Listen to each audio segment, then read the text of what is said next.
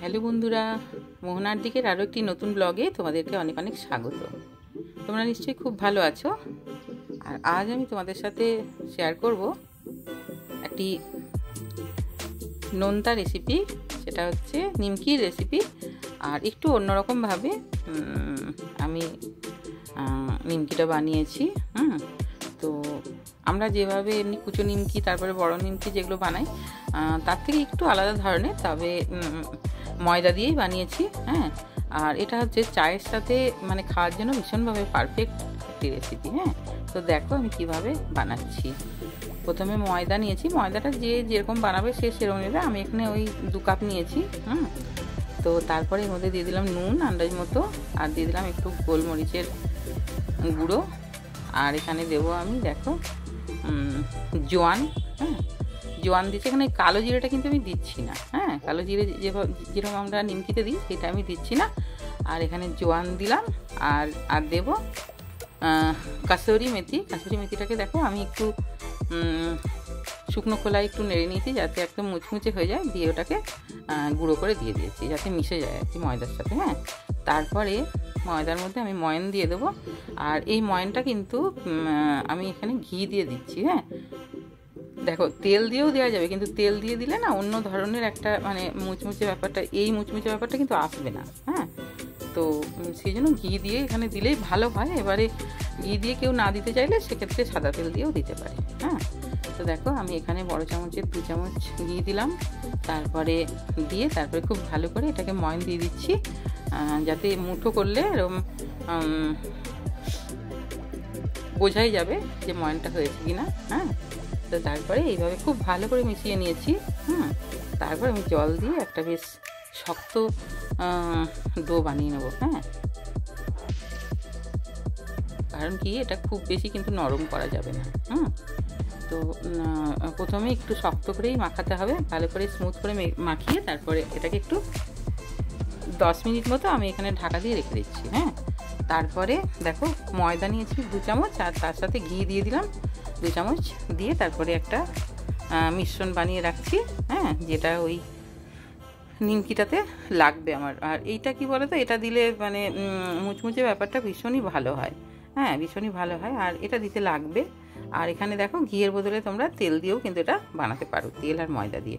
তারপরে এটার থেকে আমি 10 মিনিট হয়ে গেছে। এবার 10 মিনিটের জায়গায় তোমরা 15-20 মিনিটও রাখতে পারো। দিয়ে আমি দেখো একটু ছোটো ছোটো সাইজের গোলা বানিয়েছি, যেটা হচ্ছে লুচির থেকে একটু বড়। এবারে আরও বড় বড় সাইজও বানাতে পারো তোমরা, তবে ছোটো ছোটোগুলো কী বলো তো, মানে দেখতেও ভালো লাগে আর খেতেও ঠিক আছে। মানে অনেক বেশি বড় হয়ে গেলে তখন খেতেও পারা যায় না। তো তারপরে দেখো আমি কিভাবে বানাচ্ছি। প্রথমে বেলে নিয়েছি, লুচির থেকে একটু বড় সাইজ পাতলা করে বেলে নিয়ে তারপরে ওপরে মিশ্রণটা লাগিয়ে দিলাম হাতে করে। তারপর ছুরি দিয়ে আমি কেটে নিচ্ছি। আর কাটবো কীরমভাবে বলো তো, সাইডগুলো কিন্তু পুরোটা কাটছি না আমি, মাঝখানগুলো শুধু লম্বা লম্বা করে কেটে নিচ্ছি। পুরোটা কেটে দিলে কি বলো তো, মানে খুলে খুলে পড়ে যাবে আর কি ভাজার সময়।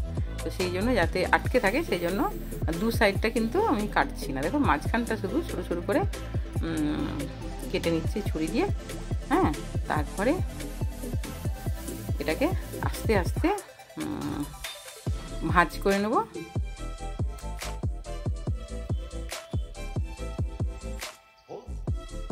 ভাঁজ করে নিয়ে একটু লম্বা করে একটু টেনে নিচ্ছি। তারপরে এটাকে দেখো পেঁচিয়ে নিচ্ছি। পেঁচিয়ে নিয়ে, আসলে কী বলতো, হয়তো প্লেনভাবে করলেও এটা হতো, কিন্তু কী বলতো, একটু দেখতে ভালো লাগে, একটু অন্য ধরনের আর কি। সেই জন্যই আর কি। এবারে পেঁচিয়ে নিয়ে তারপরে একটার সঙ্গে আরেকটা ভালো করে জুড়ে দিলাম। একটু টিপে টিপে দিতে হবে ওই জায়গাটা, তাহলেই হবে। আর দেখতেও যেরকম সুন্দর হবে আর খেতেও তো হবেই সুন্দর। যেহেতু মাঝখানে কাটা আছে সেই জন্য কী বলতো, মুচমুচে ব্যাপারটা তেলে দিলেই মুচমুচে ব্যাপারটা চলে আসবে। তো এইভাবে দেখো আমি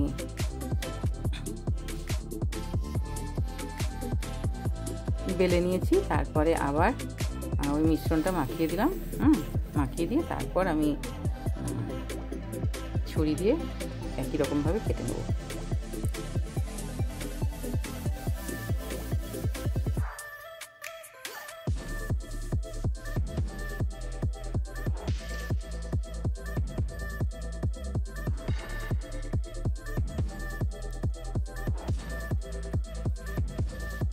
কেটে নিয়ে তারপরে এই যে এটাকে এরকম ভাঁজ ভাঁজ করে একদম পুরোটা ভাঁজ করে নিলাম। পুরোটা ভাঁজ করে নিয়ে একটু টেনে লম্বা করে নিচ্ছি, নিয়ে তারপরে আবার ওই রকম পেঁচিয়ে নেব। পেঁচিয়ে নিয়ে তারপরে এটাকে গোল করে একটার সঙ্গে আরেকটা দিক আটকে দিচ্ছি। দিয়ে তারপরে এইভাবে আমি সবগুলো বানিয়ে নিয়েছি। বানিয়ে নিয়ে তারপরে এই দেখো তেলটা মোটামুটি গরম হয়েছে, খুব বেশি গরম তেলে দেওয়া যাবে না প্রথমে। তো দিয়ে তারপরে এগুলো দিয়ে দিলাম। আর এগুলো একটু সময় করে ভাজতে হবে, যাতে যে কোনো নিমকি বলো যাই বলো এগুলো কিন্তু একটু সময় নিয়ে ভাজতে হয়। তাড়াহুড়ো করে ভাজলে কি হবে, উপরটা লাল হয়ে যাবে কিন্তু ভেতরটা ঠিকঠাক সেদ্ধ হবে না, মানে ভাজা হবে না ঠিকঠাক আর কি। তো এইভাবে এগুলি বানিয়ে নিতে হবে।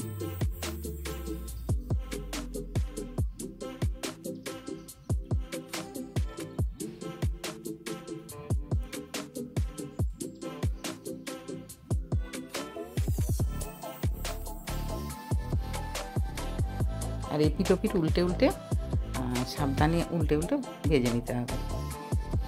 এগুলো চায়ের সঙ্গে কি এমনিও ধরো কেউ বাড়িতে এলো, এবারে শুধু মিষ্টি সবসময় কী বলো তো, মিষ্টির সাথে একটু নোনতা হলে ভালো হয়। এবারে বাড়িতে ফ্রিজে যেমন কি মিষ্টি সন্দেশ এগুলো থাকে আমাদের, এবারে বাড়িতে কেউ এলে তখন শুধু মিষ্টিটা দিতে না কেমন একটা লাগে, তার সঙ্গে যদি একটু নোনতা হয় তাহলে ভীষণই ভালো হয়। আর চায়ের সাথে তো মানে ভীষণই ভালো একটা, কেউ যদি চা খাবো বলে চায়ের সাথে যদি এগুলো দুটো দেওয়া হয় না, তারা মানে ভীষণই মানে খুশি হবে আর কি। আর বাড়িতেও মাঝে মাঝে বিকেলে, সকালে হয়তো অতটা খাওয়া হয় না, কিন্তু বিকেলের দিকে একটু চায়ের সাথে কিন্তু এগুলো ভীষণই ভালো হয় খেতে। আর বাচ্চাদেরকে তো বাচ্চারা তো এটা ভীষণই পছন্দ করবে, কারণ এগুলো ভীষণ মুচমুচে। আর যেহেতু এটা ঘি দিয়ে ময়নটা দেওয়া হয়েছে না, এখানে ঘিয়ের টেস্টটা কিন্তু এখানে আসবে। আর গোলমরিচের গুঁড়ো, তারপরে কাসুরি মেথি এগুলো দেওয়া আছে বলে এতে একটা বেশ আলাদা ধরনের টেস্ট আসবে।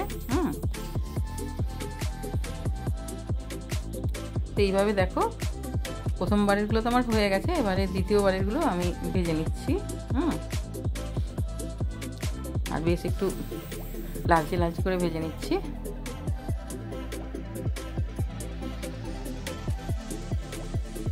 আর যে কোনো কাজেই তো একটু ধৈর্যের দরকার, রান্নাতে তো দরকারই। তো সেই জন্য কী বলো তো, এইসব ভাজাভাজি এইসব জিনিস করতে গেলে কিন্তু একটু সময় দাঁড়িয়ে থেকেই কিন্তু করতে হবে। আর তারপরে এই যে দেখো এগুলিও ভাজা হয়ে গেছে আমার, তুলে নিচ্ছি। আর অসাধারণ এগুলো দেখতে হয়, আর খেতেও সেরকম সুন্দর হয়। তো তোমরা অবশ্যই বাড়িতে বানাবে, আমি যেভাবে বানিয়েছি সেইভাবে, আর বানিয়ে দেখো কি অসাধারণ খেতে হয়। আর আমার এই রেসিপিটি যদি ভালো লাগে তাহলে অবশ্যই একটা লাইক দিয়ে দিও, কমেন্ট করো। আর আমার চ্যানেলে যদি নতুন বন্ধু হয়ে থাকো তাহলে প্লিজ চ্যানেলটাকে সাবস্ক্রাইব করে দিও, আর পাশে থাকা বেল আইকনটা প্রেস করে দিও, যাতে আমি নতুন ভিডিও আপলোড করলে তোমরা খুব সহজেই নোটিফিকেশানটা পেয়ে যাও।